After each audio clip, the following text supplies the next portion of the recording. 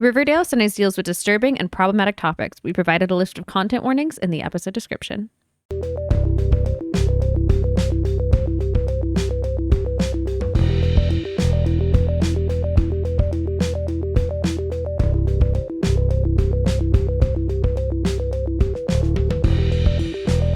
Hello and welcome to Dead Ends. I'm Emily. I'm Brenton. And we have 2 new episodes of Riverdale for you. That's right. And even when we have annoying romance plots, we got our divas severing looks, so we're all good to go. Oh, I want to be Cheryl. In the second episode, we talk about her drag race outfit. I want to be her. Yeah. It's so good. And the way, like, she's just like, Toni, get out of the way. I'm going to do this. Oh, I love her. And then when she's just off to the side, she's got like the red, white, and blue kind of like bandana tied around. And she's got her stars like jacket. Oh, it's so good. Mm-hmm. I think everybody's outfits in that scene is really good. I mean, Cheryl's especially. But I love everybody in their like greaser looks. Yes, I do love that. Mm-hmm. And you know what's a shame is that we only get an Alice entrance in her snake dress. But we don't get anything else. Yeah, I was like, oh, is she gonna... I couldn't remember if she, like, starts some drama. No, she's just like, yeah, I'm a serpent. Yeah, I was a serpent. It's so funny. Okay. It's really good. But we could just jump right into the cast this week. Yeah, let's jump right in.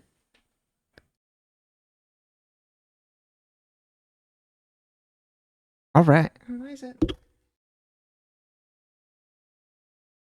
What? I don't know why the taskbar is showing up at the bottom.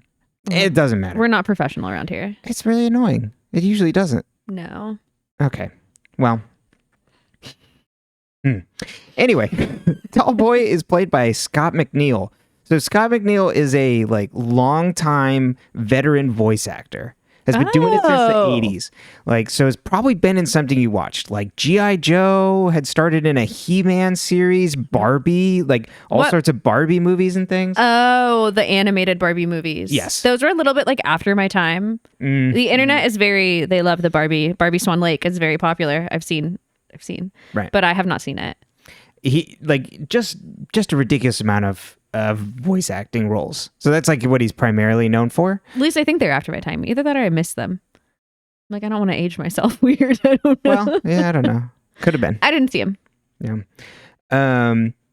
But he's actually Australian. So there you go. Okay. But I'm just going to list off some credits that are... He does give off Australian vibes. Knowing that and looking at him, I'm like, this checks out. This is a Hemsworth vibe. Yeah. If you look him up on Google, the first image is him long hair wearing a straw, the straw cowboy hat. You know what I'm talking about? Yeah. All right. So I'm going to list credits that are extremely for me. So he did a ton of dub roles on Dragon Ball Z in the original Ocean dub. So that's what people would know. He's not the modern dubbing cast, which I think was after Kai, but this is when it was coming out in the 90s. Ocean dub. He was the original voice of Piccolo. Oh, so what we watch on TV? Yes. Okay. Yeah. So amazing. And just a laundry list of people in Dragon Ball Z. All over the place. Android 16, Old Kai, just, if you look at it, it's just dot, dot, dot, dot. But it is strange since we all know Piccolo's black. So, I mean, it's a little confusing. Full Metal Alchemist, he was Hohenheim. This is in the 2003 series, not Brotherhood. So this is the one I watched also when I was younger. Like I said, this is very me-centric. He's not listed as Hohenheim in Brotherhood, though. And then my personal favorite out of this list, because even more than Piccolo, this is who I was a big fan of as a kid. In Gundam Wing, he's Duo Maxwell, which blew my mind. He's the snarky kind of second guy in command guy. Okay. Which is I wouldn't get that vibe from him, but I mean he's done a shit ton of voice actors, so he has obviously really good range. Yeah. And then he was Wolverine in X-Men Evolution, which is the mid-aughts TV series where they're in high school. Oh, I think I saw this one. Yeah. I think I watched this. I love that show. Okay. I think Wolverine was still older Wolverine. Uh-huh. But anyway. So that's Scott McNeil, and if you look at his credits, it's a mile long. Okay. All right. Then Nick St. Clair is played by Graham Phillips. So we'll get to his rendering in the right side there. Yeah, in what just is a this moment. weird AI man? We'll get to that in a sec. Okay. But first, we got to introduce Nick St. Clair, who in the comics. Oh, and Tallboy is Not in the comics. Exactly. Riverdale original character, and I think you could probably just go for most of the serpents. Okay. But Nick St. Clair in the comics is a rebellious bad boy who took a liking to Veronica. It's so funny, like to make him like a posh boy instead of like the bad guy. He kind of looks like James from Twin Peaks, but like if James wasn't like sensitive. Okay. Anyways, so Graham Phillips, like longtime performer, child actor, stage performer, musician. So like he was in 13. I don't know what that is, but like that was like bigger on Broadway. Like has like recordings to his name. Okay. Was like a vocalist on like a soloist on a Meatloaf album. Battle Out of Hell 3, just wild. Okay. But in film, he was in like Evan Almighty as one of the kids. Okay. He was in more recently the movie Blockers, which was like the John Cena like comedy movie that I heard, but it was supposed to be called something else, and then they changed it to Blockers because it had like a curse word in it or something. Okay. But he was mainly known as Zach Floric in The Good Wife. He was a main role in seasons 1 through 5, and then recurring in season 6 and a guest in season 7. So if you watch The Good Wife, you definitely know who this is. Okay. But why we have a video game rendering on the right side is like, why do I know him? Why do I always know this guy? Oh yeah, he was in the recent Spider-Man game. So that's him from Spider-Man 2. That's his like likeness. Okay. Yeah. I mean, they do it like it math 1-to-1 so that you can like when I see him, I go, oh yeah, how do I know him? Anyway, he's very good in that game, even if I think the story is maybe okay at best. Yeah. He definitely plays a monster really well. In that game, it's like a different sort of vibe. He's like a really nice, misguided. He's also a rich boy. Mm-hmm. But he's more misguided instead of actually being like. No, I just meant in this. He plays a really good, like, turd. Yes, absolutely. So he does it's a very, not very different, but at least a different kind of, he's trying to do the right thing. Okay. But also his dad's one of the most evil people on earth. So there you go. All right. And then our final one for this week. We're starting to run a little bit low, so we'll see as like recurring characters come up. But Malachi, who's our main ghoulie antagonist, I'll have to substitute back in as I'm reading things as Malachi because I'm like, I missed the name the first time and they don't really bring it up. I didn't know he had a name. Yeah, but I'm like, he's definitely a character on this. I remember them saying Malachi and I was like, oh, I wonder who that was. I was like, I feel like I heard that wrong. Nope, it's a Malachi. Especially coming from Summer School with Pastor Malachi. Oh, yeah. But Malachi is played by Tommy Martinez, so has his credits really pick up after Riverdale. So it was in 88 episodes of the freeform show Good Trouble as Gail Martinez from 2019 to 2024. Okay. And then also is in a streaming show that I think it's streaming because I've seen the commercials for it, called Laid. He was in 8 episodes of the first season as Isaac Torres. And so the reason I know this because it's like every single time I see it, I'm like, oh, that's Shoshana from Girls. Oh, that's in it with him? Yeah. I think she's like the second lead. I trained you so well. Yeah, so I'm like, oh, hey, her. You're like, it's Shoshana. Yeah, Zosha Mamet. Yeah. So there you go. But Malachi for this. So that's our cast for this week. Let's move on to the episode. All right. Clicked on the wrong thing. But here we are.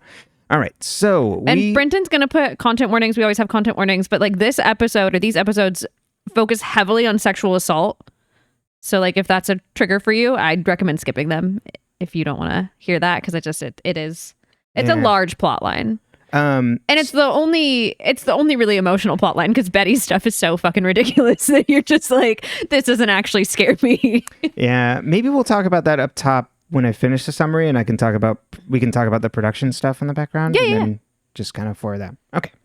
So, chapter 18, When a Stranger Calls. Actually, the one background detail on this is just the title because this is based off the movie I only know the line, the calls coming from inside the house. You never seen When a Stranger Calls? No. Oh. Did you see the remake then? Because the original was so. 1979. Yeah, I saw the remake. Because it came out when we were in high school. Yeah. Yeah, at a sleepover at one of my friends. She lived with her cousin.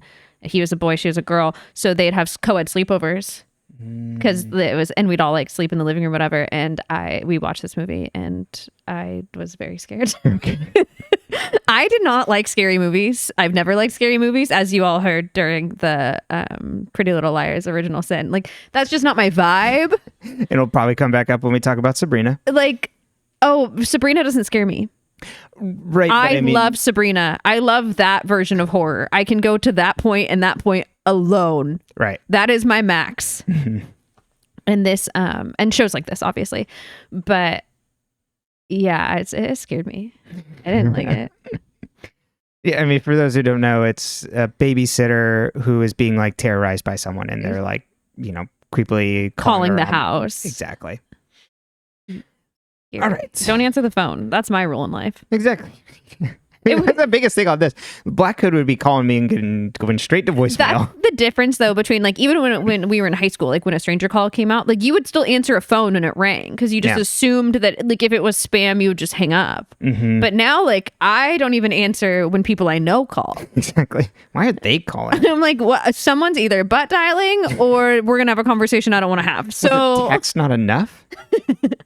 I love talking on the phone though. Yeah, but only with people I want to talk to. Exactly. I'm screening my calls. Not unknown numbers that you're just getting. Like, no.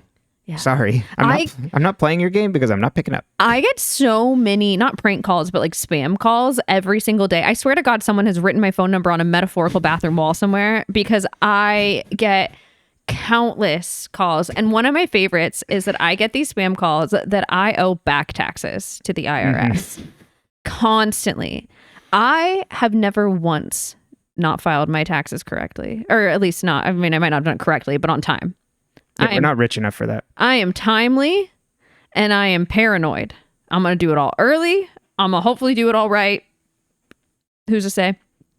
This is for the IRS to decide. The IRS can always fix that. Well, but they're still around. I'm gonna try to do it. Like, there's no back taxes in my life. Like, there's no missing anything. Like, that's not how I operate. So I think they're hilarious. That, and I get a lot of text messages that I didn't pay my fast track fees. The car is not in my name. Yeah, that's our toll roads. Our car is not in my name. No. Yeah, and I'm the one that it's under my name. The fast track is set up under your name. It's not a shared account. There's no, it's not. That's not how that works. It's my favorite because I'm like, I don't even think I've driven on a toll road in like a month. Right. All right, you ready? I'm ready. All right, Betty talks to the Black Hood. The Black Hood reiterates that they will strike where it all began. This is all about Betty, and they're here to cleanse the town of sinners. They say they'll target Polly at her farm, and if Betty talks, they'll kill her. Kill Polly. Alice comes in, and Betty hangs up the phone. Alice tells Betty that Sheriff Keller thinks the letter from the Black Hood seems off. Archie tells Fred that he wrote an apology letter and posted a video to end the red circle. Archie gets a text from Betty asking him to walk her to school. Betty swears him to secrecy and tells him about the Black Hood call. Archie wants her to go to the police, and she tells him about the threat to Polly. Hermione reads the paper to the family. The paper says that Southside is the problem, and also that Hiram is trying to profit off all the chaos with the Sodale project. They're apparently running out of capital for the project, and Hiram has invited all the investors into town to have, to smooze them, essentially. Veronica is excited to hear that the St Clair family is coming to town, and because she had a good friendship with their son, Nick. Her parents encourage her to help her close the deal. Great. Thank you, guys. Jughead catches up with the serpents at the school on the... Imagine, you believing truly that, your teenage daughter's friendship with someone else's teenage son is going to close the deal. Yeah. And that, this teenage boy has that much sway over his parents. Uh-huh. As it, and whereas you're not listening to your daughter. What? I don't get it. It's weird. It's weird. I mean, I get being oh, we want to all get along and be nice because we want them to have a good thought of all of us. But I mean, Hermione is very into like, well, if you seduce the son, then you can get to the father. This is 2 for 2. She said she floated this idea to seduce Archie so she could convince Fred. And that Maniacal. backfired horribly on her, obviously. Mm-hmm. Jughead catches up with the serpents at the school on the fight/town hall. Dilton apparently stabbed That's himself. what I call all political events now. This fight/town hall has been too much for me. If we all went out in the street and had a good fist fight. Dilton apparently stabbed himself. That's the most hilarious part. Did he actually, though? We don't see him getting stabbed. I thought we saw him pull out his knife. Oh, but we don't see what happens. I think you just hear Dilton, and then at the end he's like, I'm stabbed. He probably like went after them and went like, I trust Sweet Pea's recollection on this. Do you? I do. Okay. I trust the serpent recollection way more than I trust the other boys. Oh, I don't trust Dilton Doily at all. Mm-hmm. But I was just like, I don't know if anyone knows what actually happened. And I don't did Dilton just fall on his knife? Like, I don't think Dilton's ever been in a fight before, so he probably stabbed himself. And if he had a gun, he would have shot himself. But instead, Veronica did her warning shot in the air. Exactly. Thank God. Sweet Pea is pissed that the narrative is that they jumped the north side. And he's like, no, it was like an honorable fist fight in the rain. We both met up. The serpents want to get paid back, and they have... Honorable fist fight in the rain. That's right. 2 sides showing up with our manliness and our wet clothes. Touching each other. It's so homoerotic. The serpents want to get payback, and apparently they have plans for a pipe bomb. This doesn't go anywhere yet. So wild. I was like, yes. How do we get revenge? A pipe bomb? Yeah, the serpent pipe bomb did not go off, so apparently still in the background. Also, okay. Jughead obviously freaks out. Yeah, and then I'm going to give a little spoiler because you're going to get to it in a second. Jughead decides to join the serpent. And I was like, if a group of people told me they were making a pipe bomb, I would probably not want to associate myself with them. And I understand that's selfish and he's trying to protect the town. And he's like, oh, my dad, we get into it. But I'm like, maybe not. I don't know. He has an awful lot of confidence. Yeah, he's a lot of faith in his ability to sway people who let him get beat up by the ghoulies. Because he didn't want to play with them. Right. You're not exactly in strong standing here. Okay, we've been watching the Traitors. This is like you're coming in and you're like, I'm going to be able to sway the table. And then everybody votes you and you get banished. It is. If you're not watching the Traitors, you should watch the Traitors. Absolutely. This is a... what's Gabby's last name? Gabby Windy. Gabby Windy fan account, but we hope. Gaggy. I love Gabby Windy. She was on Dancing with the Stars the same season as Charlie D'Amelio. If you want to go back and watch that on Disney, if you have that. Or I think Hulu. I don't really know. I don't know how that all works. ABC owns everything, I think, at this Disney point. International. Yeah. It's on Disney Plus in the US. Yeah. But everything on Hulu is also on Disney Plus. I don't really know how that works. Yeah, but I don't think it goes backwards. Okay. Interesting. Beyond me. But she was on The Bachelor a couple years ago, or probably like 5. I don't know. I don't watch The Bachelor. Oh God, probably. Wow. She was on The Bachelor. I think she made it towards like the end, and then the guy was a dud. And then she became the Bachelorette. She had her season, ended it. I think she ended it engaged. She went on Dancing with the Stars right after, because that happens a lot with The Bachelorette. And then she broke up with him like mid, or they broke up. I don't know. I didn't follow their relationship. I don't know what happened, but they broke up like mid Dancing with the Stars season, it seems. And now she's a lesbian, and we love her. She is one of my favorite people on the internet. Sometimes, obviously, says things I don't agree with, as all people do. Most of the time, though, spot on. There is a you had mentioned that the one quote from Traitors was recently going around. The double standard one. Oh, yeah, where she was talking about not wanting to vote out one of her friends, even though she thought she might be a traitor. And she's like, and I don't care if she is, because it's double standard, and that's okay. Basically, so good. She's hilarious. She has some of the best pull quotes from the show. 10 out of 10. Yeah. But we're pulling for, of course I forget her name. Carolyn. Thank you, to win. Though I would like Gabby to win. Oh, yeah, absolutely. I think Carolyn's she's doing great out there. Mm-hmm. We support her. Anyway, if you don't watch The Traitors, you probably should. unless you don't want to, in which case that's fine. You don't have to watch a bunch of former reality TV contestants compete in a house to see who's lying. I mean, yeah, if you don't know the show, it's like the game. It's like they made a reality show out of the game, like Werewolf or Mafia, where it's like people have everybody's there and people have like a hidden role that other people don't know about called Traitors. And then the Traitors each night they kill someone, and then before that, each day the people have to try and figure out who the traitors are at a round table where they all just like vote in front of everybody and be like, I think this person's a traitor, and then whoever gets the most votes is out. It's really fun.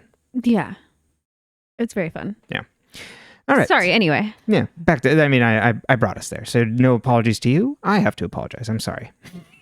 You are forgiven. Thank you. As the priest of our relationship. Hail Mary, full of grace. All right, so we hear about the pipe bomb. Jughead freaks out. Sweet Pea asks who Jughead stands with. The serpents leave Jughead and Toni alone, and Toni says FP kept the peace for years, but now that he's gone, it's just violence. Veronica catches Kevin up on Nick, who's coming to town, and they were flirty before, but never dating. And then she's like, "Oh, Archie, you have nothing to worry about." Jughead heads to the serpent bar. The white worm. The white worm, thank you. I forgot the name, and then I remembered it halfway through in my notes. Jughead heads to the white worm wearing his jacket and says he's over being half a serpent, and I want to stand with you all. And the tall boy's like, well, let's see if you'll survive the initiation. Which makes no sense because they gave him a jacket. So he could have just been wearing it the whole time. And would they still have made him do the initiation? No, I think they probably just would have let him pass. Yeah. And been like, we'll still protect you because we protect our own. Yeah. And then Jughead's like, no, I want to be involved in the group. I want to run for office. That's right. I want to be your treasurer. Less president. Betty gets a call from an unknown number. In this episode, you called this out. So this episode, the ringtone is Lollipop. But then in the next episode, it's just a generic ringtone. They didn't want to pay the licensing fees across both episodes. It's so weird. It's really funny.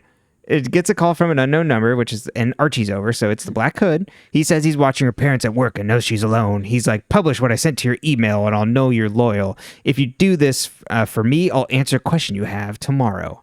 I'll answer a question you have. You have till tomorrow. Betty opens her email to find an old newspaper clipping of her mom's mugshot saying a Southside woman was arrested. And she's like wearing a serpent jacket, I think. Jughead wakes up to the serpents in his trailer wearing masks, and it's like, you must protect the beast. And it's a cute dog named Hot Dog. Hot Dog. Toni tells Jughead the next day every new initiate has to take care of Hot Dog. Betty vents to Archie and doesn't want to ruin her credibility, her mom's credibility, and Archie's like, what credibility? So, the most right Archie has ever been. Amen, Archiekins. And Betty still doesn't want to publish it. The St. Clairs arrive to Veronica's greeting them. Nick is an asshole, but flirts with her. She's still kind of charmed by him. Sheriff Keller tells Betty and Archie that the letter that Betty got was written with different handwriting, so it's like, this could just be a copycat. And Alice is like, well, Betty must have made it all up. It's so wild. For attention. Yeah. She wants it for attention. So funny. Created an entire cipher, and yeah. Archie pumps iron when he gets a text from Betty that they're publishing the paper clipping. Jughead and Toni study the serpent code, and Tony's like, why did you change your mind on joining the serpents? He's like, it's something you said on my dad, keeping the peace. I want to prevent an all-out war. At the White Worm, Jughead aces his test in the trial after. Toni congratulates him and calls him Juggy, which makes things awkward. It makes things very uncomfortable for me. I'm like, that's what Betty calls him. Yeah, it's really stupid. Oh, I bet that's package delivering. Yeah, I bet that's Herman's food. Someone's knocking at our door. Alice goes to Pops, and Pop's like, hey, I don't judge you for what you did. It was years ago. And she's like, huh? And gives her a copy of the Blue and Gold. Betty defends... Pop woke up and decided to be messy today. Yeah. God, just to go back to the Traitors, I want to make sure that Alice thinks I'm on her side. Betty... We only think in terms of the Traitors now because we like binge watched the first 7 episodes over the course of like 3 days. Betty defends herself to her parents by saying the Southsiders probably sent it to me, like spent the newspaper clipping to her because like you go after them all the time in the paper, Mom. Veronica, Archie, and Nick retire to a room after a dinner with the family. Nick pulls out Coke and offers Veronica a bump. She says no, and he's like, what about you, Big Red? And Archie declines, and he's like, oh, fine, I'll just do it myself. Nick lays it on thick, and Archie gets annoyed. Betty gets another call from the Black Hood. He asks how it feels knocking Alice down, and Betty asks if she would recognize him, and he's like, yes. He tells her to cut out her friends, starting with Veronica. And Betty says she's innocent, and he's like, do you really believe that, Betty? Betty... Knowing who the Black Hood is makes this so much funnier, too. Like, really good. Oh yeah, please provide your Black Hood theories in the comments. Yes, please. And I'll tell you guys what mine was after the next episode. I remembered who I thought it was, and I won't tell you if I was right or wrong. After the next episode, because there's a character that I'm like, oh, this points pretty heavily towards. Mm-hmm. Betty sits and pops as Jughead comes in, and it seems like they've been apart for a bit, and he's asked about the expose, and she's like, it's a long story. And she's like, you injured your hand. He's like, oh, it's from hot dog biting me. And then Jughead's like, can't we just run away? Because they feel the distance between themselves, and if they could just get away from it all, they can be open with each other once again. Womp womp. Nick is at like school. Romeo and Juliet, but without the dying. Yeah. You know what I thought, though? Like Jason and Polly. Who's the real Romeo and Juliet? That's good. Yeah. Except that Polly lived. That's true. Yeah. Nick is at school and invites... I was like, did Juliet die? I'm like, yeah. They both die. It's after she sees Romeo's dead, and it's like, well, shit. And then she stabs herself. Yep. Right? Yes. Does she stab herself, or does he stab himself? No, he drinks the poison. He drinks the poison. Yeah. Nick is at school and invite... Oh, damn it, I can't remember. I said that with a lot of authority, but I'm like, I could have it wrong. Nick is at school and invites the Pussycats to his party that night. And they're like, yeah, and Cheryl comes in and introduces herself and invites herself. Archie sees Betty walk by and runs out to meet her. He asks if she got another call. Betty sees Veronica and Nick approaching and is like, I didn't. And then Veronica invites Betty over to the party and she agrees. It's the night of the party. Nick pulls out Jingle This high school just lets any old person walk onto this campus. I was thinking about that. Like, they were random, like Jughead's hanging out there. At least he was a former student. And Veronica's bringing Nick. I'm like, at my high school, you would have totally been able to do this. You couldn't get them, but this is an indoor school. Was yours an indoor school? No. Mine wasn't an indoor school, too. Yeah. Like, I don't think you could now, because they put up more and more fences as I attended the school. It wasn't about me.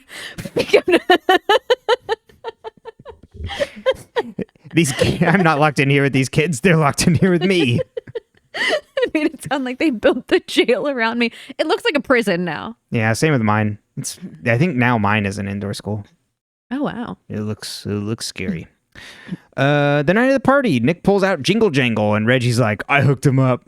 Nick twists Veronica's arm. Dumbest motherfucker in the room. So good.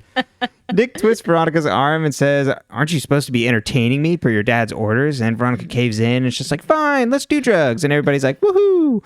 Everyone is all in except for Betty, and Betty's like, Rrr. And then Archie joins in when Nick makes moves on Veronica. Everyone has fun high, and Betty sits in the corner annoyed. Veronica comes over, and Betty just like immediately lays into her and is like, you're just putting on an act, and you're only hanging out with us because of circumstances, and you just fold when your old friends come into town, and calls her a bad person, and Veronica tells her to leave. Toni visits Jughead to warn him about the final trial. It's like, if you go into this, you got to be willing to die for us, and if you join a gang, all your Northside friends are going to be gone. Like, that's just how it works. It's like, yeah, she's probably right. Nick and Veronica vent after the party is broken up. He says she's not a bad person and puts his hand on her leg. And she's like, no. And he continues to push the envelope until she has to push him away. He calls her a tease and threatens to implode Hiram's deal and that she has to please him. And she slaps him and walks away. Betty sits on a bus bench crying when her phone rings.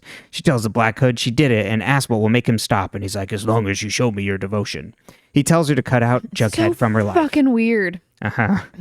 Archie visits Betty the next day. She tells him the Black Hood called her and that she has to cut out Veronica and Jughead. And he's like, well, we got to go to the police. And she's like, no. He tries to call the police. She says he hasn't gone after anyone since we've been talking. And Archie's like, well, he's torturing you. And she's like, Archie, can you break up with Jughead for me? Like... She's devastated in this scene. I'm really like, she's actually just like, can you do it? I can't do it myself. Oh yeah. No, it's very sad, but it's so high school to be like, can you go break up with my boyfriend for me? Hand him this note. I broke up with a boy with a note once, freshman year. I was young. Yeah, 8th grade. I broke up with my girlfriend over AIM. Oh wow. I know. I handwrote the note. Couldn't tell you what's in good. it. Can't remember. I couldn't tell you what it's. Well, I just knew like I didn't want to kiss him by the bus stop, so that must mean I didn't like him. Maybe just the bus stop wasn't in the mood in hindsight, you know? I don't think so. I Okay. just didn't want to kiss him. That's fair. And I was like, that probably means I don't like him. But it was weird because I'd had a crush on him for like a while. So I was like, Well, now that I caught the car, I don't really want it. yeah, like I had a crush on him in like 7th grade because we were on the same junior high. Finally, when I went to high school because he was a year older, like so we didn't go to school together in 8th grade, and then. Well, he was a freshman. He wasn't doing 8th grade again.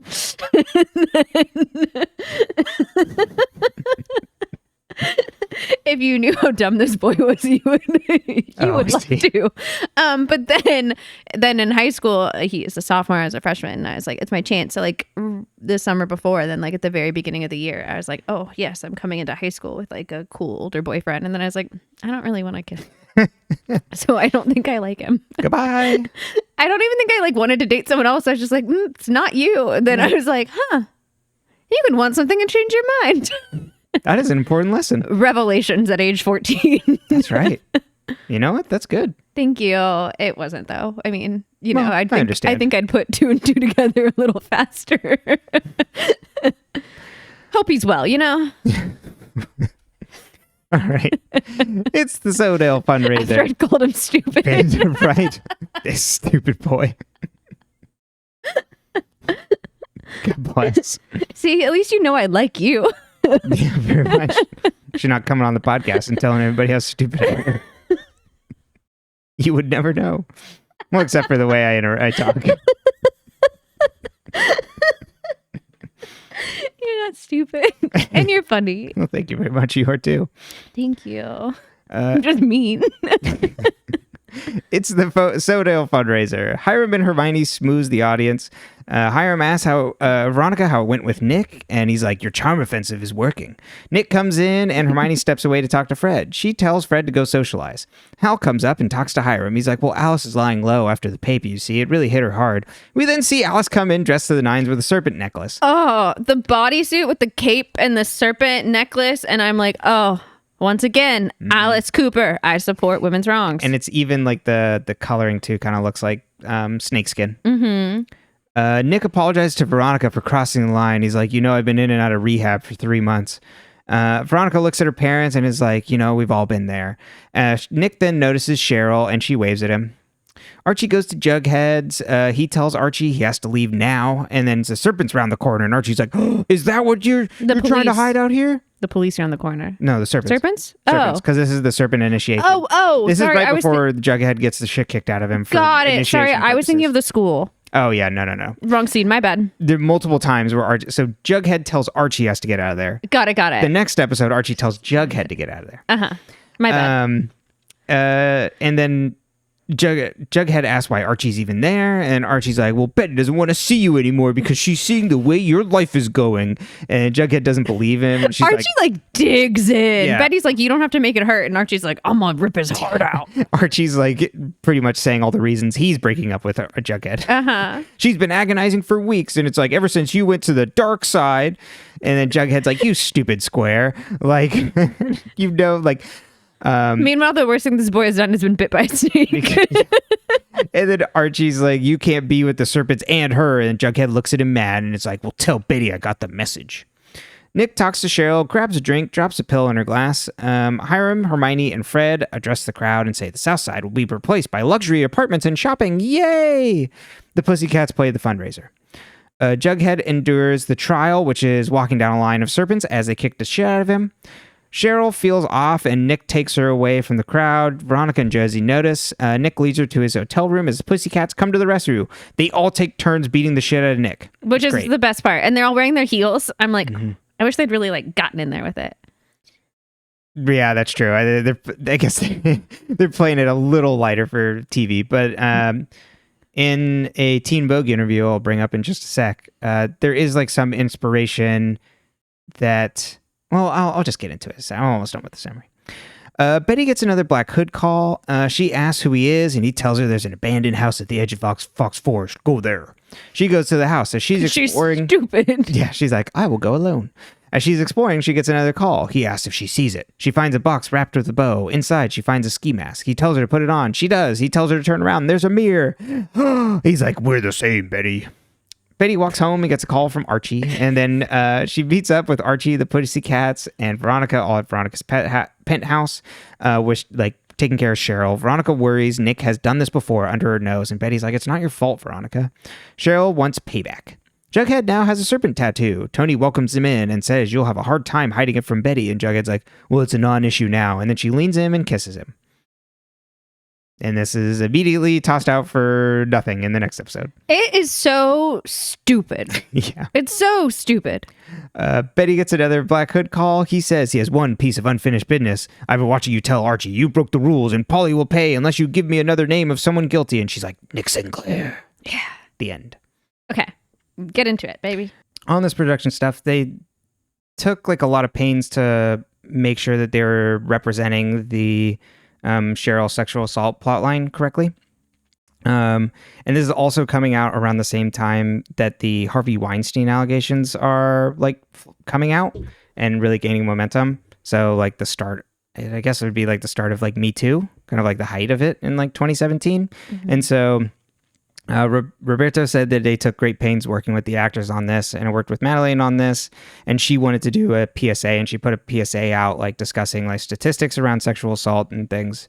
And like a resource for people who were victims of sexual assault to utilize to reclaim their lives. Exactly. Yeah. And be able to, you know, move on. And she's talking about in the PSA becoming like a survivor from this. Mm-hmm.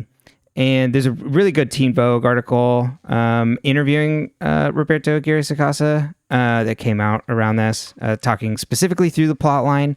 And he like kind of gave some background details like I mentioned there, and they kind of talk about like what the allegations coming out to.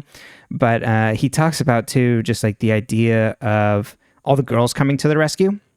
Mm-hmm. How important it is for Riverdale to also be about like the power of like the, you know, masculine and feminine, like that sort of thing. But like the power of like femininity and stuff coming out and being able to not be the damsels in distress. Exactly. Not to put words in his mouth, but that's pretty much what he's getting at. Mm-hmm. And he talks about that, you know, in the first season, people had big reactions to like Dark Betty, like that scene with Chuck, mm-hmm. but it was two girls reclaiming that. So mm-hmm. they wanted to do something similar here. And they talk, I don't know a lot about Bret Easton Ellis. I haven't read any of his novels. That's what like American Psycho is. He's done a few others, but both the interviewer and him both like key into that. And Roberto talks that Nick is like a Bret Easton Ellis novel character of like this hyper masculine is like what he's like usually like the tone of what they're saying is like taking kind of like the air out of like hyper masculinity and like examining that. And also these kind of like rich, well-to-do characters. Mm-hmm. And so he said that was fun playing that. The untouchables. Yeah. Like these men with power that feel or seem untouchable. Mm-hmm. And I mean, you know, as we know. And how they like... still happening now. Yeah. I think that's the biggest bummer about realizing that this is 7 years ago and some change. And then looking at the transition of culture now back toward conservatism. And we're losing a lot of the ground we gained is what it feels like. Yeah. I think the important thing to remember, though, is like when you've gained ground, you don't lose it. So the fact that so many individuals made this growth, even if some start to backslide, so many won't. Yeah. And it's important to like remember that and to be like, okay, well, I can hang on tightly to where I am and I can hold as many people as possible up there with me. Totally. And I can hold people to a higher standard. Yeah. And there's at least a wider language too of talking about like being victims of assault, especially by like men in power and things. And we've had the conversations that people weren't having. Like canceled was not a thing at this time. And granted, of course, people have taken those things and made them into things that they're not and manipulated the language and like they like to do. It's important to remember that like we learned so much. And so many of us learned so much more, and so many more men learned about it, I think, which is like the thing for me. Like it used to always feel very much like a women's issue. Like it was like, I know horrible things happen to girls, and I know men love to capitalize off of that. Think about even like the plot of Twin Peaks, the plot of Pretty Little Liars, like the plot of what we're watching now. Who are the victims? who tend to be the victims. I mean, Yeah. Jason in the last season, but it's Betty right now. Betty is the victim. She's being manipulated. Obviously, Cheryl's a victim of sexual violence. Like men understand conceptually that women feel as if they are constantly being targeted, as if we are the prey. Yeah. And so I think that we've made more people aware of that, and that's what's important. And that's kind of what I cling to when I'm like, oh God, this just keeps getting fucking worse. Like Right. I just keep losing more rights. And this is just a fucking nightmare. And I'm like, but we've brought so many more people in, and they better fucking stay there. Yeah, totally. Yeah. And the I'm pulling up the name of the writer because they called this person out specifically. Amanda Lasher, who was writing on the episodes in season 2, was a showrunner on an MTV show called Sweet and Vicious, which I wasn't quite familiar with, but like I'd kind of like seemed to be like that had familiar with working a lot of these things within that show. So it's like another person that they kind of like had brought in. And then he talks about like other people within the writer's room having experiences like this and things. But coming back around to like that hyper masculine, he was like, it's almost like this called for like the inverse of like the hyper feminine or something coming in. Like, so that's why it's like, oh, we'll have all the women like banding together to come and beat up this guy. And like the girl group, the Pussycats, the very thing that Nick made fun of at the beginning, where he's like, oh, like this is some kinky hot shit. And right. It's like, these are women claiming their own individuality and or sexuality, and doing what they wanted. And of course, some man had to pervert it. Right. Yeah. Talk down. Well, not only that, but like, is being a pussycat necessarily sexual for them? He's sexualizing it. They're teenagers. They're not necessarily, you know what I mean? Like it's a... Right. Yeah, they are not doing it at like necessarily for that. Yeah, exactly. It's not like a strip show. Like it's exactly. They're a band. And then he also cites Death Proof, which is the name for the episode in the next is the name of the title of the next episode. Thank you. Which comes from the 2007 Quentin Tarantino movie about a group of women that get revenge on Kurt Russell, who's like a retired stunt driver who's going around killing women. It was part of it. It was like part of it, actually like kind of a cool concept. It's like the one Tarantino movie that I'd probably now want to go back and watch. I don't really like, I love Quentin Tarantino movies for a time, but it's like now I kind of just don't have any like taste for any of his stuff. But that one I think does seem kind of interesting because it was part of Grindhouse, which was him and Robert Rodriguez each filming a movie. It would be shown together as a block at a movie theater. So like 3 hours of like 2 movies back to back. And they were like intentionally supposed to be like B movies, like Grindhouse pictures. Interesting. Yeah. So he's just like leaning way more into his influences, which I find more interesting. Definitely. Yeah. It would be interesting. I often have a hard time with stories like that are written by men. Because they don't actually understand the feeling. I will say... And I wouldn't say Quentin Tarantino was going to be delicate or great about that. Exactly. Like, whereas with Riverdale, it seems like there's a lot of intentionality behind this and a lot of input from women. Yeah. Whereas I wouldn't assume the same. I don't know that, but I wasn't in the writer's room. That is not the vibe I get. Yeah. Is it Fiona Apple? Or it's like, I think just ripped in that it was just like, he just talked all the time, had this like horrible experience with him. It's just like, he was just like talking my ear off and saying nothing, and I hated it. That's so funny. Oh, it's so good. I forget what it is exactly, but yeah. So that's at least kind of like the background on this. Definitely. Okay, cool. It's a good interview. Like the interview is like really great too, like asking really cool questions, like really good questions. So if you want to go seek it out, it's actually you could find it on the wiki.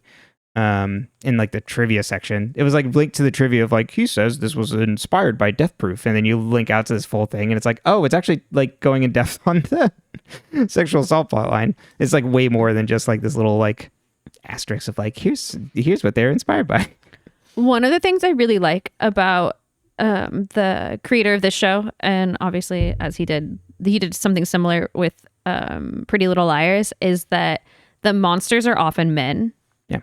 Because so often in fiction are we given this like mean girl or this like evil woman? And don't get me wrong, I love a girl boss.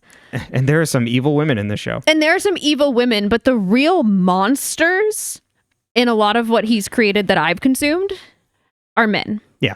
And I think that's really important because I think similar to like storylines of like the girl who cried rape and like things like that happen in fiction more often than they happen in reality. Like I think it's really important to represent certain aspects of reality really like on the nose because our society loves to downplay them. Yeah.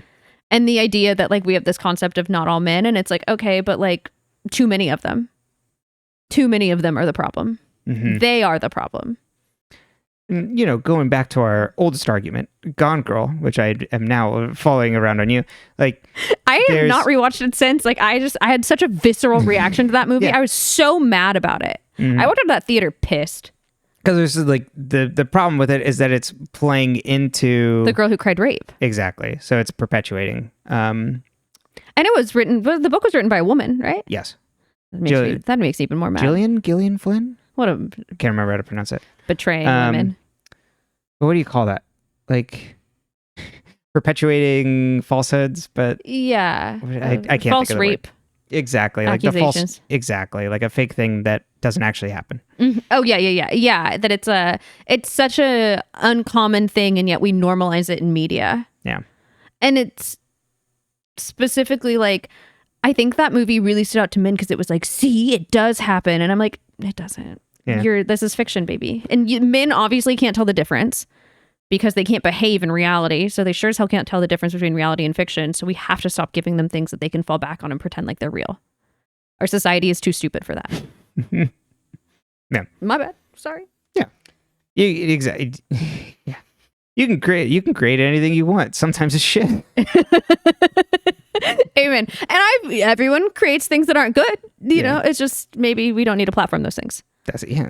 That's why criticism is important. Exactly. Yeah. I remember I just left it like electrified because I'm like, oh, they're like playing with the way these stories usually go and not. Yeah. And I'm like, yeah, but what does that say? I remember being in your car. Didn't we have Clay with us? We might have had your roommate with us. I think it was just us two. Was it just us two? Yeah. We had him with us after Me, Earl, and the Dying Girl. I remember that because the three of us cried in the car. Everybody's walking out of the theater just... It was like, oh, it's such a good movie and I can never see it again. And I haven't. It's sad. But I just remember being so mad because I was like, you don't get it. Like, and this was close to that era where it's like, you don't get that like men turn this around on us all the time. That like they're going to blame women for everything. And they're going to say that we're manipulative, that we're the monsters, that we're easier or better at gaslighting. Like, it just drives me nuts. Yeah. And I think I did read Gone Girl, but I haven't read her other books. But even in like Sharp Objects, it is all about women. I did like Sharp Objects more. But was that did we watch that? Is that a show or is it just Sharp Objects? Yeah. Was there also a show? Or no? Yes. Okay. That was with Amy Adams. Was that the one with the Munchausen's by proxy? Yeah. Yeah, that one fucked me up. Spoilers. Okay, it's like 10 years old. That's true. It is. Yeah. Gone Girl was what, 2014? Yeah, somewhere like that. 2015. I don't remember. Anyway, long story short, I think it's important that men are monsters and we portray them as such. And we should also portray men doing good things. But what I really like about this show is there are no illusions about men. The only good man in this show is Fred Andrews. And he's popping pills. So is he good? Is he just in pain? He might just be taking his pain meds. I don't know. It makes me nervous. But Archie sucks. And Jughead sucks. And FP is confusing. At best. At least with the teenagers, you can be like, okay, they're still growing. Yeah. I was listening. I forgot to bring this up. I was listening to Shelf by Genre, and they were talking about Jupiter Ascending, and how much they like it. And one of them's a teacher and was like, yeah, every time I've taught this to students, they hate it. And then another person on the podcast was like, they need to grow up. And he's like, well, yeah, they're trying to. the other children. Yeah, and he's like, fair. Yeah. It's so funny. I do think they do a good job of like these are teenagers. I mean, in a lot of ways they're not, and in this particular aspect they are. In the next episode, they do a great version of that where they all get in trouble. Yes.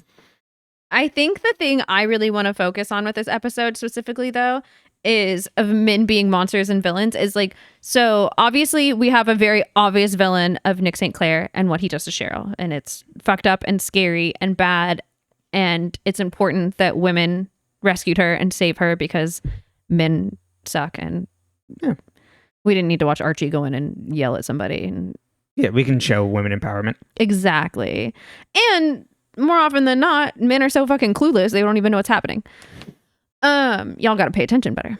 Yeah, anyway, but I think the thing that is most important to talk about is what the Black Hood is doing specifically to Betty, which is a very common tactic for abusive partners or abusive people in general or manipulative or monstrous people, is they want to isolate you because if you're on your own, you are more likely to do what they want or listen to them because you don't have anyone else to lean on. You have no other choice.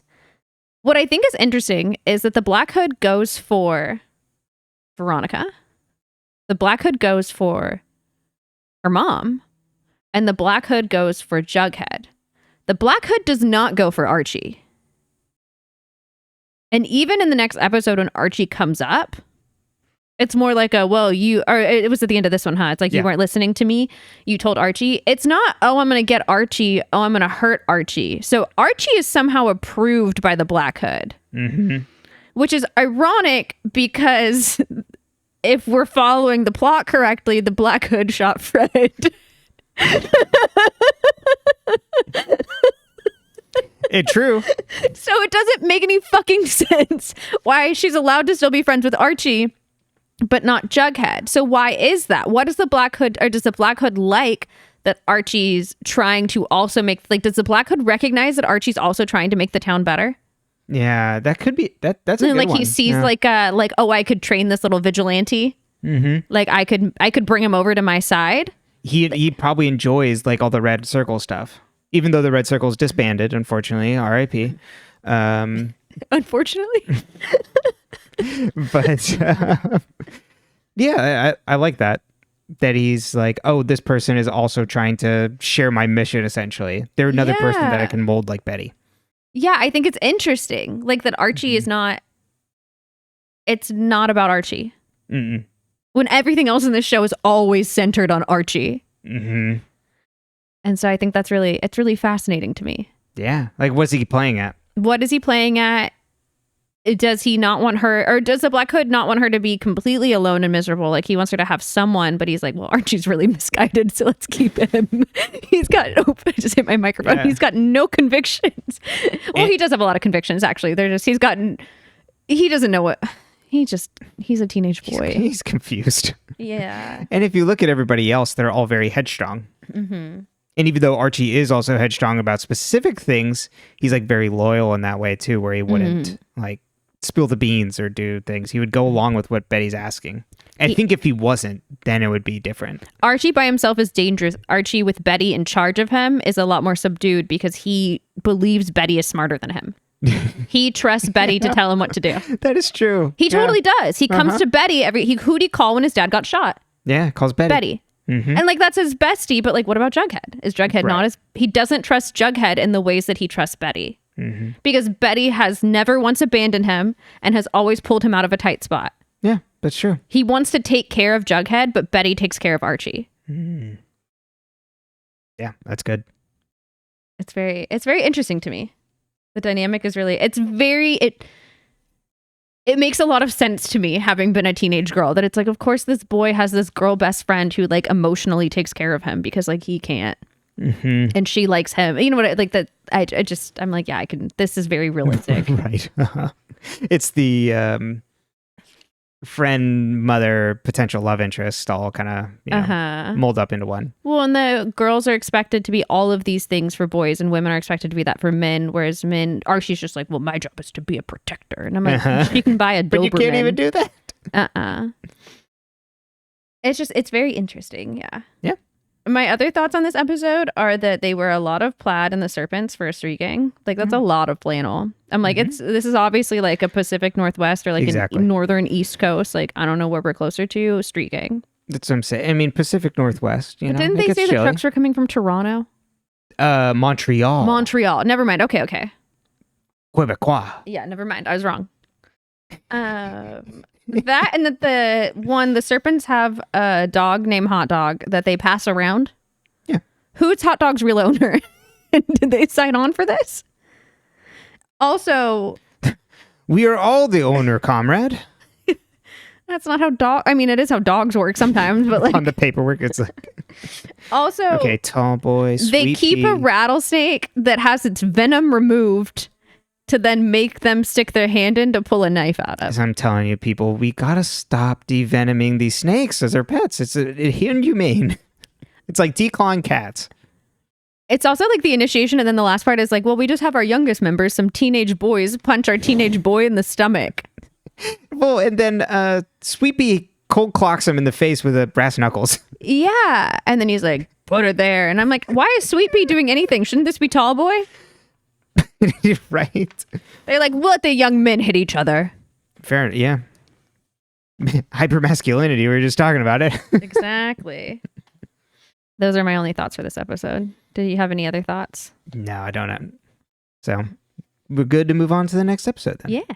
All right. Chapter 19, Death Proof. Turns out Toni slept over at Jughead's. Betty runs down the street and goes I forgot to mention how much I hate that Toni and Jughead kiss. Oh, it's so stupid. It's so stupid because she kisses him. I'm like, he just got beat in the face. Like, I wouldn't because he's probably got like bruises. Like, don't kiss me if I'm bruised in the face. You know what I mean? And honestly, I haven't seen what Toni sees in Jughead. No, and I love Toni. Okay, this is my one complaint about the show, actually. Sorry. I love Toni as a character. I think she's so cool. I think she's fun. I think she's interesting. I think she's an essential character to really give us like an understanding of the Serpents, and also that it's not just a boys club. Like, I think that's important. Mm-hmm.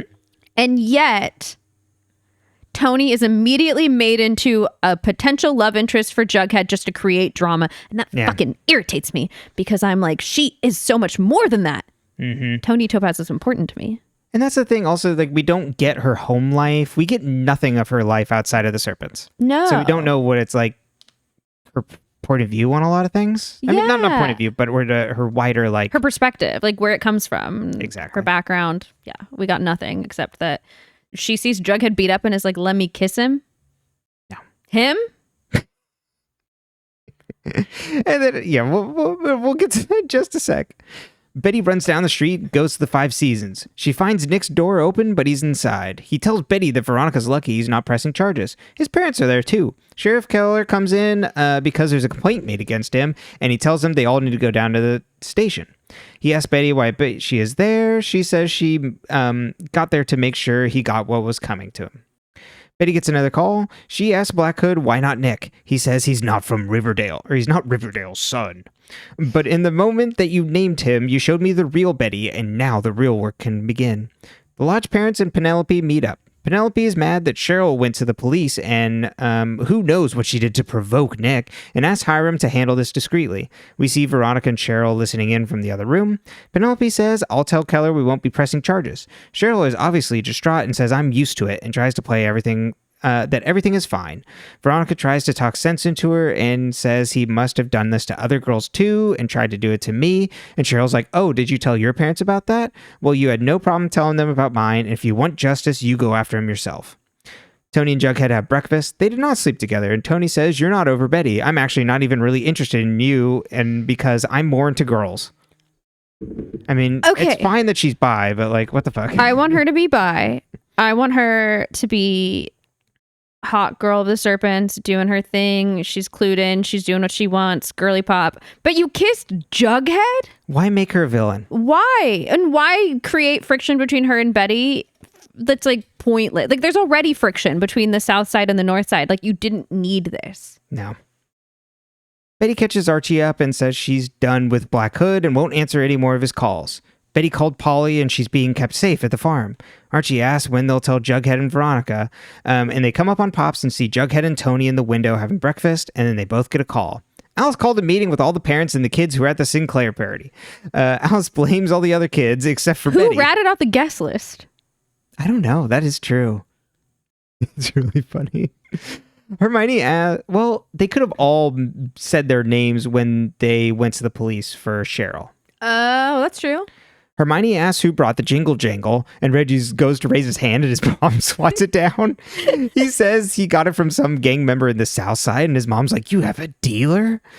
Hiram says it's the South Side's fault, and Veronica says Nick asked for the drugs. It's his fault. Sheriff Keller says taking the, did you all take the drug? And they're like, yeah. And it's like, well, it stays in your system for 3 days. You'd have a real credibility problem bringing it to Nick. And then Mayor McCoy finds out that Josie took Jingle Jangle. And it's like, you know what? That's it. Southside is going to be leveled. We're going to go in with steamrollers and we're just going to take it all down. Jughead meets with Mr. Phillips to go over his article for the Red and Black on the humanity of the South Side. He asks when did Jughead write the article while pledging with the serpent, you broke our deal. Jughead gets a text from Archie and steps outside, finds Archie in the hallway, and Archie's like, Mayor McCoy is about to raid Southside, we gotta go. And Sheriff Keller and Mayor McCoy come in with dogs and cops, and Sweet Pea and Toni get arrested. They just casually get let out of jail, though. Yeah, they're just back. Uh-huh. Wonder why. I guess they had no charges. What were you going to hold them on? Oh, right. I guess they didn't have any Jingle Jangle. Yeah. But the ghoulies. Yeah, the serpents aren't actually selling the JJ, are they? I mean, no. I guess the only thing for Sweet Pea is did he leave his knife at home? Maybe. Maybe he doesn't bring it to school. Veronica and Kevin catch up, and Kevin encourages Veronica to tell Hiram or his dad what happened. She worries what Hiram will do to Nick. Betty tries to apologize to Veronica, and Kevin defends Veronica, and Veronica tells him she's not worth it. I think she calls her Benedict Cooper or something. He calls her Benedict Cooper. Yeah. Betty gets another Black Hood call. He wants to go after the Sugarman, who's the head dealer of Jingle Or is it Jangle. Benedict Betty? I can't remember. But... Oh, Benedict Betty. That's what it is. He wants to go after Sugarman. Clifford was the Sugarman's former supplier. Jughead and Archie catch up. Jughead doesn't want to go to Mayor McCoy, and Archie apologizes and says that Jughead needs to go to talk to Betty. Jughead gets a text and says Tall Boy wants to parlay. Cheryl's son's at her fog-drenched mansion. We love it. As Betty comes up to talk, she asks if she's heard of the Sugarman, and Cheryl's like, of course. He was like the boogeyman and friends with our dad. We all had to go upstairs whenever he came home. Betty asks if he worked for her dad's drug business, and Cheryl says it was just a story and tells her to leave. I think she's like, oh, will you just come in and say, dig up any trauma you want? Archie has to do community service for the party. Fred asks how Jughead is doing and hopes he's doing okay, especially with FP's history of addiction, essentially. I'm like, Jughead didn't do anything. Jughead goes to see Tallboy at a new location. It's a ghoulie location, and they want to unite against the North Side. Jughead tries to talk them out of it, and Tallboy says North Side's declared war. Cheryl looks at old photos and finds a drawing of the Sugarman. Betty finds Sheriff Keller at Pops. Veronica eyes her from a booth. Betty asks if Sheriff Keller knows about the Sugarman, and Keller's like, yeah, it was Clifford. And Betty asks what about the Jingle Jangle then that's coming into town? And Sheriff Keller's like, well, it didn't come into town until after Clifford died, and so it could be anybody, and leaves. Veronica calls her over, and Betty says, I meant what I said, I don't have an insane excuse. So then Veronica's like, okay, so what's the insane excuse? Betty spills the beans. I like that moment a lot of Veronica just being like, that's bullshit. Mm-hmm. Betty tells her everything about the Black Hood, and Veronica agrees. She would have given up Nick's name to the Black Hood too, and would have gotten a pedicure. Should have gotten a facial. Yeah, it doesn't matter. I would have given up in a second. So then why won't she go to Hiram? Maybe she just doesn't want the stain on her family. Betty wants... No, it's about... It's specifically about the unnecessary shame people feel as a victim. Right. It's a lot of people when they are assaulted feel embarrassed that it is somehow their fault for putting themselves in a situation in which this happens. You can even in the scene where he does that to Veronica, she's like, oh, I'm sorry if you misread this. She immediately goes on this is my fault. I have somehow set this up to happen to me. It's what men do to girls and women, and it's why things get unreported. It's because women don't feel safe coming forward. Right. In Veronica's case, also, she's like, oh, my dad will kill him. Right. But that's more I was I speaking think that's what they're trying to do with this is more of the like Cheryl's not going to the police. Well, she tried to go to the police. Her mom's like, well, no one's going to believe you. I don't believe you. Like it's that. And it's that when your own support system doesn't believe you, you just feel so unloved and like maybe you're wrong. Like it's like, well, then I guess I'm bad. Like somehow I did this to myself. And I think that's what they're really trying to do with this. Yeah. I was speaking more to just the concept of worrying about him killing Nick. Oh, yeah. So, but she doesn't actually care if he kills Nick because... At the end, that she's... Well, and also because she told Betty. She's like, I would have told the Black Hood his name in a minute. Right. So it's more about, is it her not wanting her dad to get his hands dirty? Or was it that a cover for her feeling this way? Right. And feeling uncomfortable about it. That makes sense.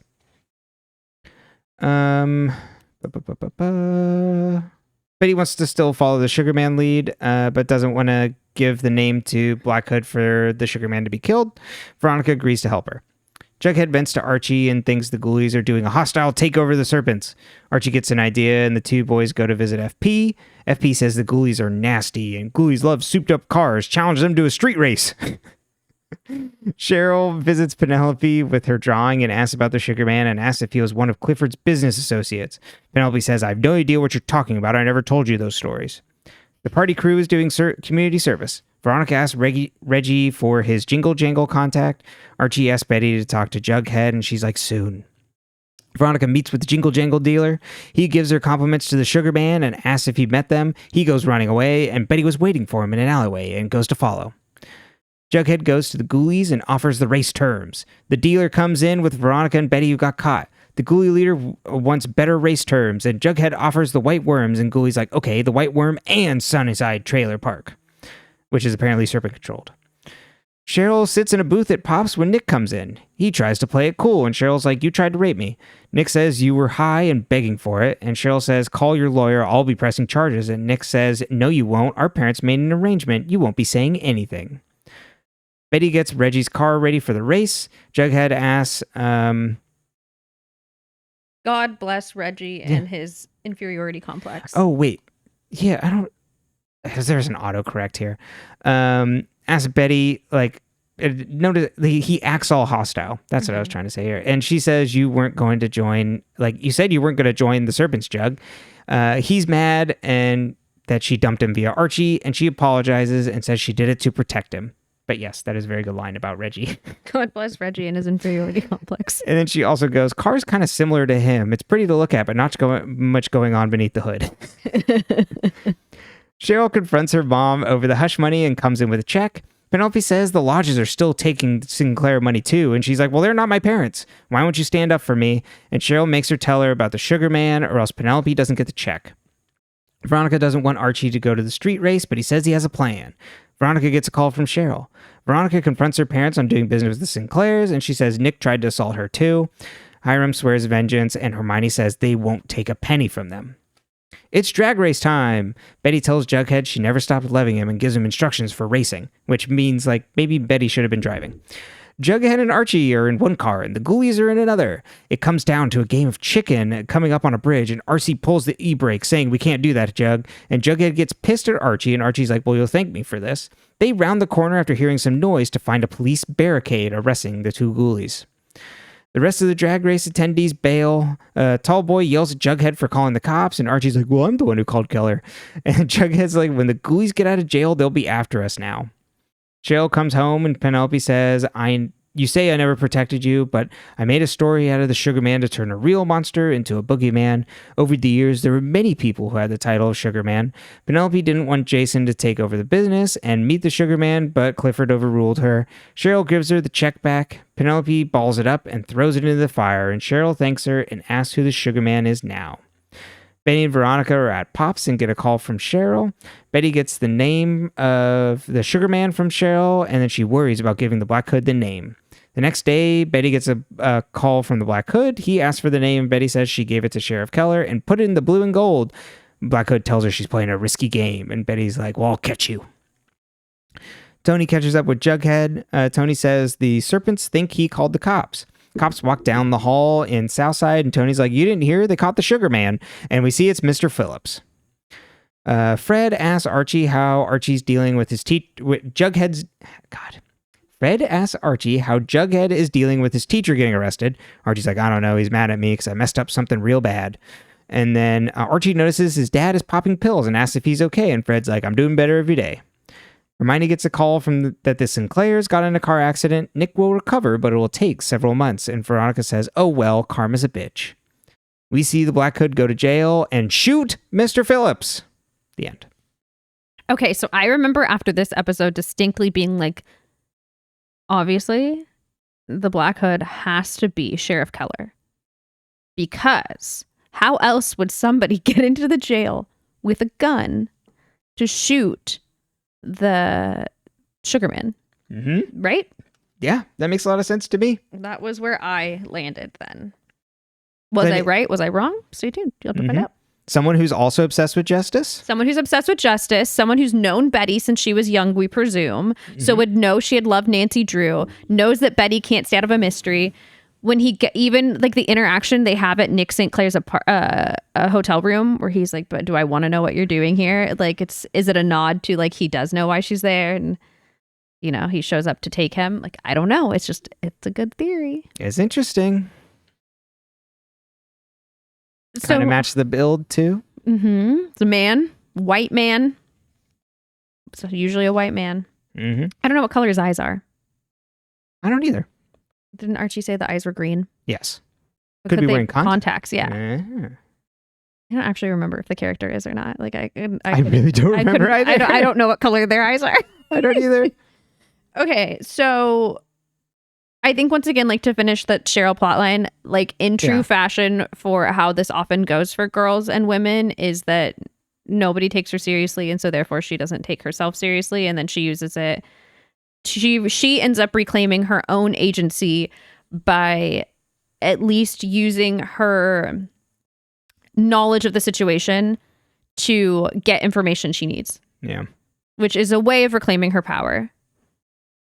But it is not within the court of law because, as we know, that doesn't always go well. Not saying you shouldn't report things, you should, but it just shows that, especially in our reality and in Riverdale's reality, people do not believe women. Yeah, Penelope doesn't believe her and automatically assumes she did something and would rather like cut a check rather than like even receive a check. Her. Yeah, exactly, receive a check, than like talk to her daughter about it. And have her back. And that's like really devastating of like, you were behind our dad who was, or my dad, who was doing drug running, but you won't be behind me on this when I'm the victim. So when Jason met the Sugarman, was it this guy or was it someone else? Oh, that's interesting.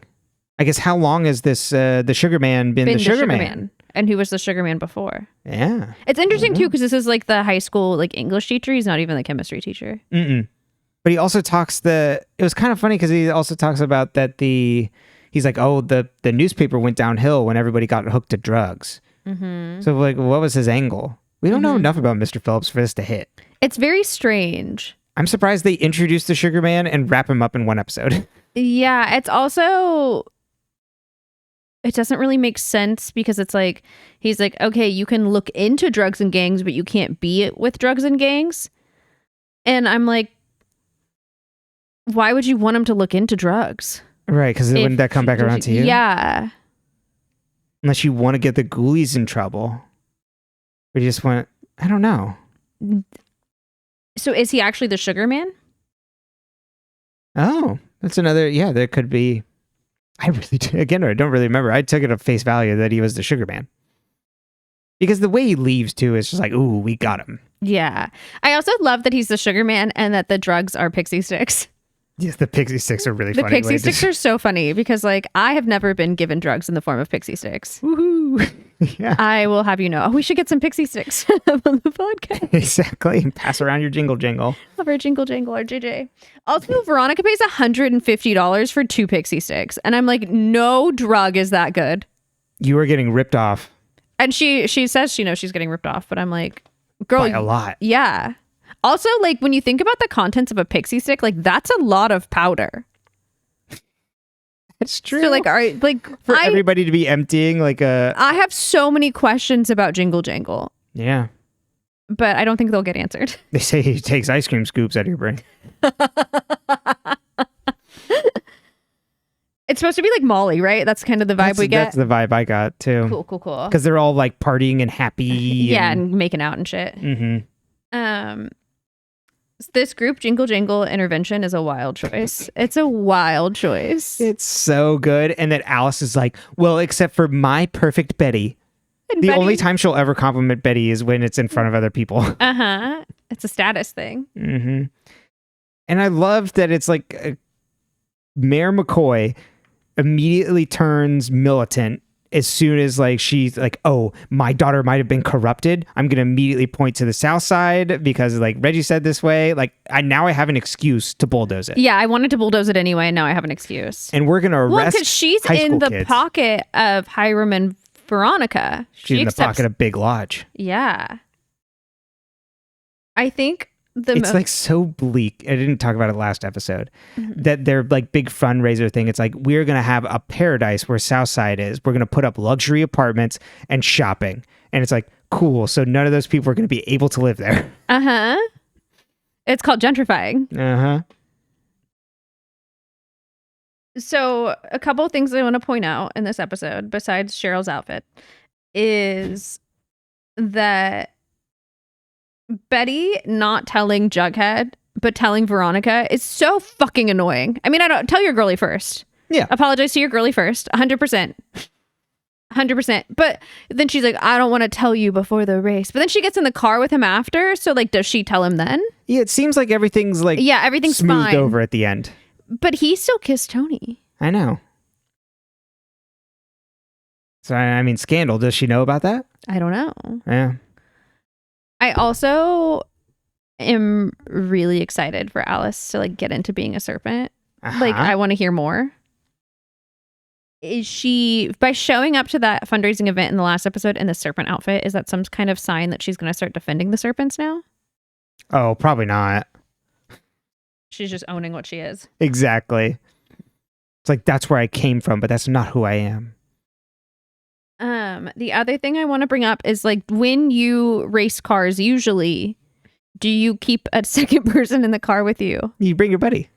Do you normally do that? It's like in NASCAR, there's the guy next to you. Formula One, there's the guy, you know. They're just back behind each other instead of that one because it's like single thing. Yeah, you're just besties? Mm-hmm. Your bestie's there. They're the greatest race duo ever. He brought his bestie. It's so funny. It's so weird. Why didn't Betty drive the car? Yeah. It's like, she's like, okay, make sure you don't do this, don't do that. Don't ride the clutch or whatever. Yeah, and it's like, well, maybe Jughead shouldn't be driving then. Or maybe Betty should be in the car with him. That's true. She should have been the bestie. Yeah. And then she could have told him that it was all just an act in the car. Yeah. And it would have been romantic and scary. I'll have you know it was all an act. Screaming over the engine. I'm sorry. It's like when I try to tell you something and I'm in the shower. I felt devastated. I kissed Toni. She's like, stop riding the clutch. Yeah, exactly. Yeah. Also, we had gotten before, Betty works on cars because her dad taught her how to work on cars? Yeah. Okay. Because she's done this before. She's picked locks and stuff like that. So it's one of my favorite traits about Betty that we don't get enough of, is that she's like a car girly. Mm-hmm. Because Betty doesn't have a car. No, but right at home, immediately fixing one up. Mm-hmm. We love it. My other thing is that Jughead lives in a trailer park and has a MacBook. And I don't think that that is necessarily mutually exclusive. But I think has he had a MacBook the whole time? Yeah. That's a very expensive computer. Mm-hmm. So how did he acquire the MacBook? You know, he's been saving up his checks from the movie theater. That's true. Oh, that's true. You know what? Because he had a job. That makes sense. Never mind. I take it all back. I was just like, it's interesting. Like, I'm like, did like FP couldn't, unless FP was like in a moment of parenting, like I'm writing like fan fiction in my head. I'm like, did FP like save all his money to buy Jughead a MacBook because he supports his writing? Like, that's what I'm trying to think of. Like, you could totally see that during a like, I mean, not lucid isn't the right term for it, but like one of those times where he's like, I'm gonna get it together before he like backslid. Yeah, that's what I was like. I wondered if there was like a story behind it, but I was like, I don't think so. I think it's just like product placement for Mac. That and what's the makeup brand again? Oh, the CoverGirl. Yeah, there's the CoverGirl makeup for Betty in season 1. Oh, it's great. Oh, going back to cars real quick. You know how we didn't know if anybody had a license? Mm-hmm. Did they know really how to drive cars? Jughead's not driving around a car. He's driving a motorcycle. Well, they were supposed to go on a road trip. Right. I don't think they have licenses. Archie walks everywhere. Maybe Archie just doesn't have well, he doesn't like have a license because he had to drive his dad at the beginning of the season to the hospital. Right. That was a scant 5 episodes ago. But maybe Jughead does. Maybe Jughead's like a little bit older. Maybe. I guess if he knows how to drive a motorcycle, maybe there's at least he's more comfortable on the road. I don't know. Yeah, and FP's like, son, have an illegal drag race. Yeah, I love that he immediately jumps to it. He's like, I know you boys don't really know how to drive yet, but I think what you need to do is challenge these people who constantly work on souped up cars to a race. You're obviously going to be better than them at that. Well, maybe FP's been training Jughead on driving. That's true. Maybe he taught him how to drive. Or maybe FP's like, you could tap it. I didn't mean for you to drive. I meant for the serpents to challenge them, and maybe Tallboy could drive. Or like Betty. Right, or Betty. Anybody else that actually knows what they're doing. It's interesting. Yeah. The audacity to Jughead to just think, he's like, now that I've joined the serpents, I can lead them. It's also funny because, like, why didn't he go to his dad from the beginning? I don't know. Hey, Dad, there's a lot going on, and I just could really use your advice. FP's not doing anything. Yeah, he's bored. He could use the visit. And you know what? Maybe he could, like, come up with a good plan in his free time and tell you when you visit again. Yeah. Brains, hey, noodle on this. Yeah. Those are really my thoughts on this episode and my thing. I didn't have, like, a lot to unpack. Is there anything you wanted to really dig into? I guess maybe I guess just the only other thing of related to Cheryl plotline is that Nick is like fully just unrepentant monster. Like, I think that scene in the diner of just being like na is devastating. You can't touch me. Yeah, and the scene between Cheryl and her mom is also similarly 100%. So I think that's it. Well. Yeah, unexpectedly heavy couple episodes, but we get some levity with the drag race. Because the drag race is great. I remember the drag race being great. And in the second episode, Betty's phone rings normal. There's no more lollipop theme song. Lollipop, lollipop. Oh. So I'm like, was that supposed to allude that he was the Candyman? Oh, or Sugarman. Sugarman. That's why he's not the Candyman. That's right. Well, you can find this podcast, the audio version, on all your audio podcast platforms of choice. That's at Dead Ends. You can also find us on YouTube with a video version at dead_ends. You can also find us on Blue Sky, where you can follow, catch up with our posts, catch up on the podcast at dead-ends. And then you can also send in your questions by commenting on the YouTube videos. We love to talk to people there. Or you can send them into deadendspcast@gmail.com and we'll read them on there. Especially, please send your Black Hood theories. Maybe that's probably the best place to send them. In case you do know spoilers, don't drop spoilers on the YouTube for other people watching. Common courtesy there. And then you can subscribe, give us 5 stars on all those audio podcast platforms. It helps us out. And tell people about the show. That helps get more listeners. We appreciate that. Oh, and maybe we'll talk briefly just on schedule that we're kind of like briefly outlined today. We're going to be doing production order. So we'll be taking breaks kind of in between seasons to like fill out shows. So we're going to be doing season 2 of Riverdale. And then we're going to do the first season of Sabrina. Then the third season of Riverdale. Then the second season of Sabrina. And then I want to make sure I have that right. And then in seasons 4 and 5, it was like for Riverdale. In season 4, it was interrupted due to COVID, like filming. So the last 3 episodes that wrap up the plot line are at the beginning of season 5. So we'll be doing season 4, then those first 3 episodes, just so we can kind of like keep everything clean and we're not like jumping back into like season 5 being like, I don't remember what any of this is. Mm-hmm. And then we'll stop there, go back into Sabrina season 3, then Katie Keene, Sabrina season 4, and then we'll wrap up the rest of Riverdale. So I'll at some point post that on Blue Sky and maybe just pin it. Sounds good. So yeah, that's it. Well, we don't fit in. We're not gonna fit in. Except now Jughead does fit in because he's a serpent. I know, he's found his family that was there the whole time. Except that they're not really feeling like family, and he's just kind of trying to like make sure they don't kill his actual friends and family. Again, confidence that he can sway these people. He really doesn't fit in, and he isn't going to fit in. Yeah. And you know what? Sometimes it's fine. That's all right. And sometimes it's not. Okay, we love you. Bye. Love you.